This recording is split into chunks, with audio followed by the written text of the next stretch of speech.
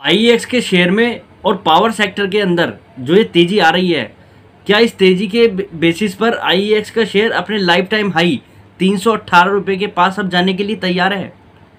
सवाल काफ़ी लोगों के मन में ये सवाल है। सवाल भी स्वाभाविक है।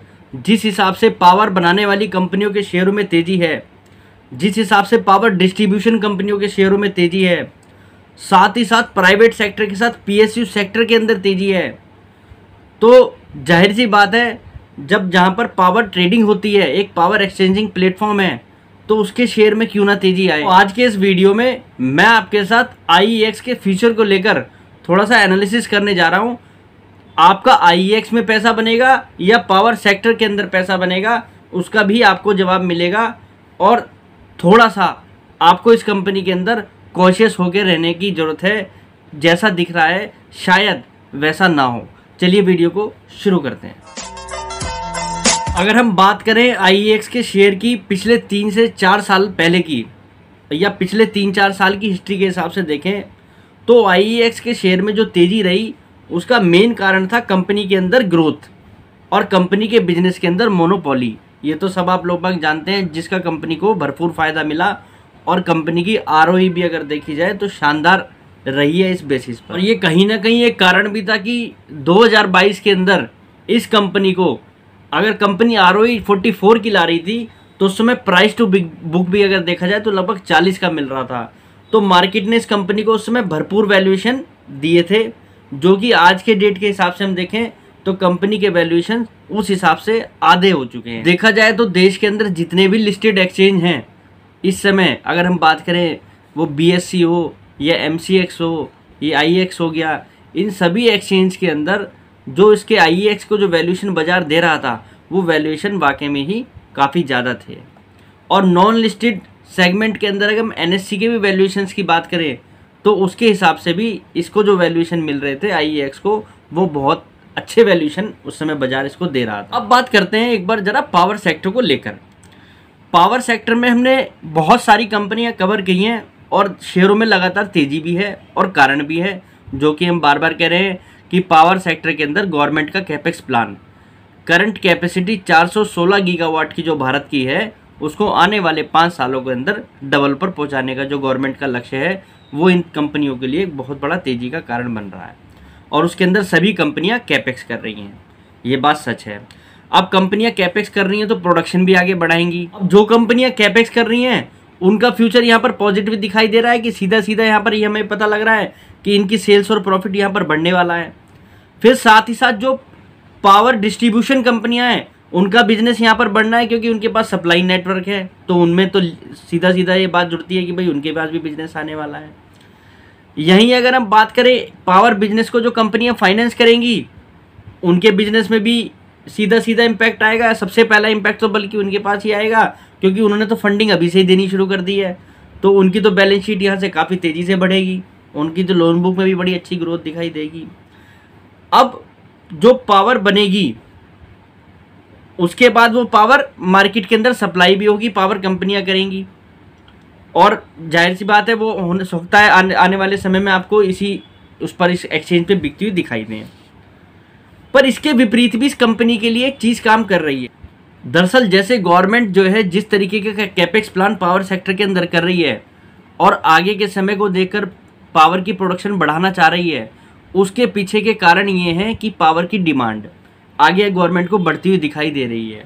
और आज से अगर आप 1.5-2 साल पहले देखें तो जिस तरीके से पावर की एकदम से शॉर्टेज बन गई थी और बिजली के रेट एक्सचेंज के ऊपर एकदम से बहुत ऊपर चले गए थे और उसमें कहीं ना कहीं मैनिपुलेशन हो रही थी, तो उस चीज़ को लेकर गवर्नमेंट को काफ़ी बड़ा यहाँ पर जो एक टेंशन का माहौल क्रिएट हुआ फ्यूचर को लेकर।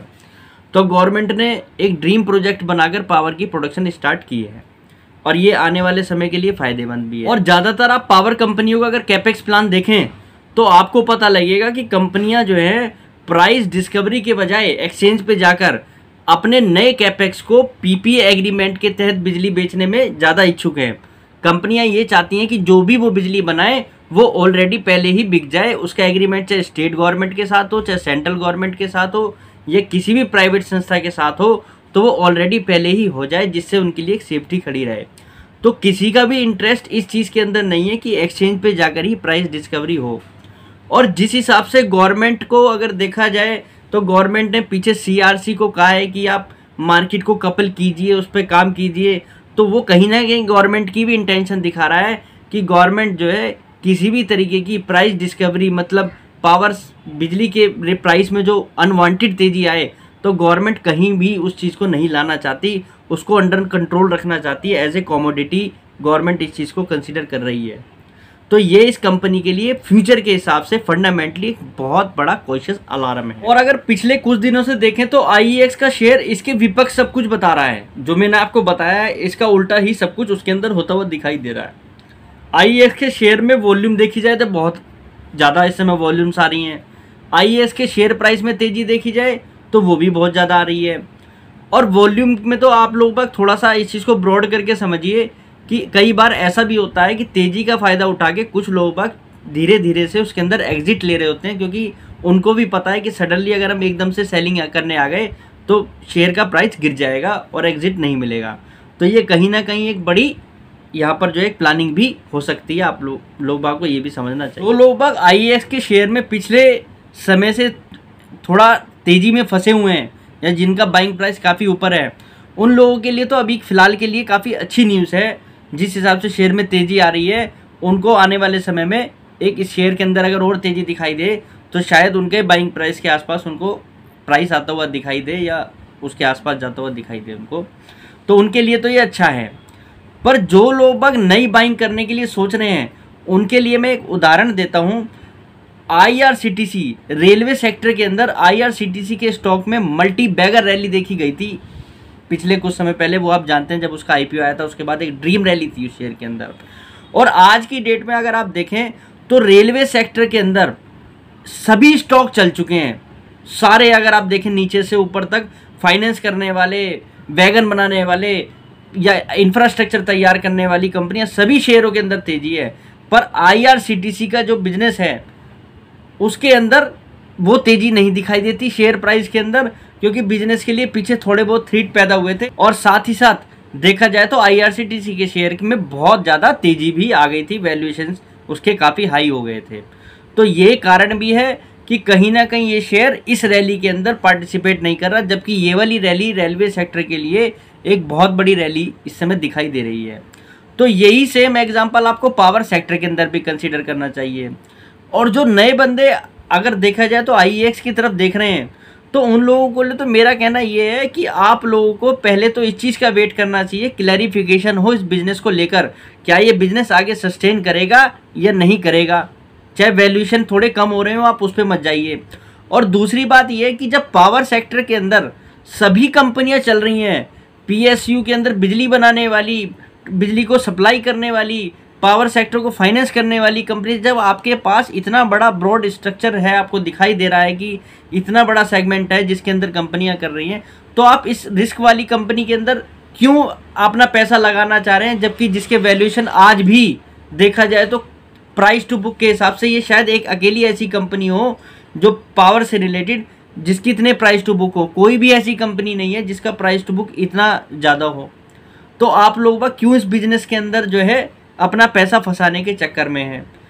और पास्ट में अगर जिन लोग फंस गए हैं उनको अगर इस रैली के अंदर अपना भाव भी मिल जाए तो उन लोगों के लिए तो ये रैली बड़ी अच्छी है। शॉर्ट टर्म में इस रैली का उनको मज़ा लेना चाहिए।